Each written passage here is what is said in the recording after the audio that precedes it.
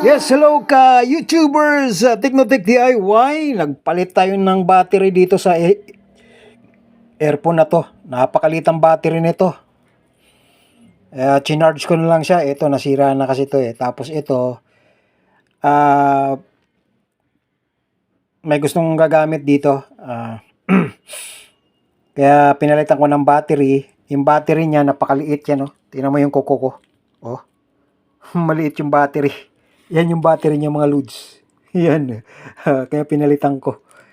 Ayan, kung gusto niyo magpalit niyan, madali lang naman basta marunong kayo maghinang. Baklasin niyo na lang tong gilid nito. Tapos pag baklas niyo, palitan niyo ng battery. Siguraduhin niyo lang na positive tsaka negative. Maayos ang pagkakabit niyo. So kung hindi kayo siguradong positive tsaka negative, kung may power pa yung battery, pero mahina na, testeran niyo na lang muna para makasigurado kayong nasa tama kayong polarity. So, yan lang muna mga lods. Don't forget to subscribe my YouTube channel. Maraming salamat po. Bye-bye.